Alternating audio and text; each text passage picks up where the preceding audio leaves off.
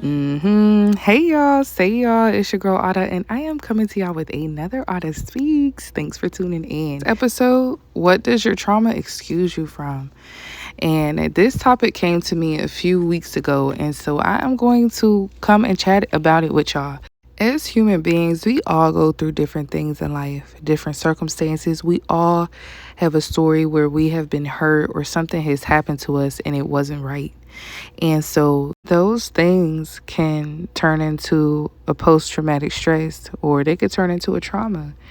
And a lot of people who undergo trauma, it's hard for them to go through life without a hypervigilance, right? You're on edge, you're waiting for the pin to drop. And so that can cause us to move through life in certain ways that may not be the best. We may operate out of our trauma. We may develop relationships out of our trauma. And there are things that your trauma do excuse you from, and there are things that the trauma does not excuse you from. And so we are going to talk about it. Personally, I can say in the past, I have allowed the pain and trauma to be in the driver's seat, to take full reign in my life and cause me to make choices that were out of the pain and out of the trauma. And so it is important for us to take the time to heal, to seek therapy, to journal, to get close to God and really just get to the root of things. Because when you don't get to the root of things, it turns into a sore and the sore gets infected and it just gets worse. So, when you experience trauma, sometimes it makes your bandwidth for things very small, very short. But what I want to gear in is for those of I'm not going to say for those of us who experience trauma because I feel like we've all experienced a level of it. When you've had trauma, you have to choose to make the decision to heal. Some people go through things and they literally decide not to heal and then impose that same trauma and that same hurt and same pain onto others that they experience. So your trauma does not excuse you from healing. It doesn't excuse you from healing because other people didn't heal, because the people who hurt you didn't heal. That should make you heal even the more so. It doesn't excuse you from being complacent. Sometimes we feel like trauma feels good in a sense. When you're used to chaos, you just want to stay in chaos, right? That's something that I've heard. And so wanting to grow, wanting to change is very important when you do experience trauma because sometimes you can allow the trauma to change you into someone who you were never supposed to be.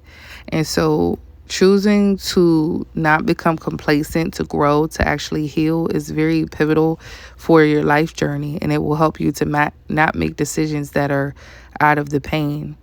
It doesn't excuse you from accountability. Trauma does not excuse you from accountability or greatness. Sometimes we feel like because we've been through things, we can do certain things or we can treat people a certain way. But that also is not good either, because then you're again allowing it to morph you into something or someone that you weren't called to be. And so when you've experienced trauma, it's okay to need a moment to heal, but you also don't want to hurt people just because you're hurt. And it doesn't excuse you from greatness. Sometimes we think that trauma and things that we've been through or where we come from is an excuse for us not to do great things, or it's an excuse for us to sit in our situation and be stuck. But that's the very thing that you don't want to do is stay stuck in situations and things that don't serve you because of the pain that you've been through, or you feel like, I came from this, so I can't really excel. But that's all the more so that you should try. And it doesn't excuse you from becoming the same people who caused you trauma. It's something that happens a lot where people say hurt people. And for me, I don't get that. Because if you know that you've been through something and you know that's how it made you feel, what in your right mind would make you think? That's why people can't be in their right mind doing that. But what in your right mind would think that it's okay to just do that same thing? You're continuing to perpetuate a cycle that could really be stopped. So, hurting others just because you've been hurt is never the go-to. It's never something to be excused because you've been through things. It's important to learn, to grow, to take the painful situations and make you do better instead of doing worse. Okay. So yeah, And let's talk about the things that it do excuse you from, because there are some things that trauma does excuse you from, and we're going to get into that now. So trauma does excuse you from dealing with people and things that don't respect your boundaries. It does excuse you from tables that don't serve you. It does excuse you from making people comfortable in their mistakes without the need to call them out. For me personally, I feel like I used to have to do that. Like, yeah, because you hurt me, because you slapped me, because you did this to me, I need to call you out. I need to blast you because you did X, Y, and Z. Everybody needs to know what you did. But that too is allowing the trauma to change you and operating out of the pain. It does excuse you from putting up with additional stress that causes your nervous system to take hits. That right there is important, because I feel like sometimes, like I was just mentioning, it's like if you've been in chaos, if you've been in drama, you feel like you got to stay in that just because that's what you know. No, literally go heal. Literally go heal, because those are the things that's going to continue to spike situations to come up and to spike additional cortisol and all of that when you keep putting that stress on your nervous system, especially if it's stress that's unneeded. Of course, we have to work, we have to, be adults. So it's like there's a level of stress that does come with that. But if you're adding additional unnecessary kind, that's where it gets bad.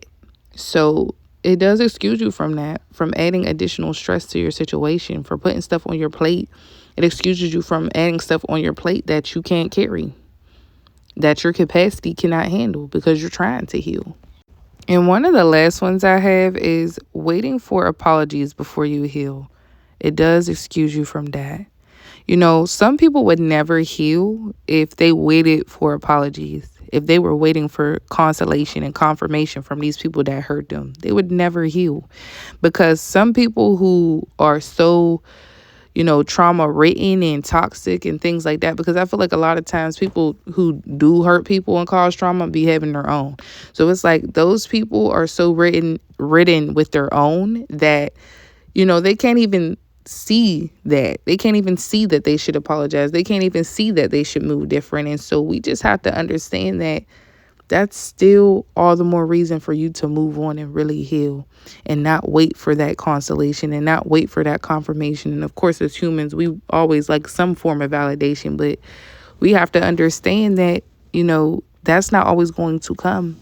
And so you just have to move with it, and understanding that you can't make an identity from your pain. I feel like I've done that before, and it turns you evil in a sense. It really does. So it's so important to grow, to move through the situations that you're going through, not stay stuck in them, not stay stuck in the past, move past them, move on. Like, sometimes it feels so dismissive to be like, move on, but really, literally, quite literally, we got to move on. Like, that's just what it boils down to. And once you really learn this, it will help you to navigate the situations that will come up. Because as we grow through life and go through life, there's going to be different situations that come up. We may go through something and we might not even realize it caused this trauma or that it was traumatic. But on the back end, we're like, dang, like that was kind of crazy. So it's like just remembering to sit through that and then move on. Sit with it, sit through that, and then move on, because you can get stuck in that. And also remember that it's important to take those moments to sit with it. Sometimes we move through life so fast and feel like, okay, next thing. But it's like when you don't sit with it, when you try to move on and go from this person and that person and relationship wise, or this situation and that situation, you don't take the necessary time to really assess things and see where you went wrong at, and see what could have been done better, and see where you needed to remove people at. Because, some trauma is self-induced and some is not. And so you got to really be able to assess where you allowed yourself to be in situations and environments and tables that didn't serve you. So that's a part of it too. It's all about that accountability. But understand that at the end of the day, the trauma does excuse you from sitting in areas, environments, and around people that make you uncomfortable, that don't respect you and don't respect your boundaries, and you are allowed to move around. So yeah, this is episode number 7. Thanks for tuning in, y'all. And if y'all see that hype button, click on it, subscribe, turn on your post notice, and I will see y'all in the next one. Share this video.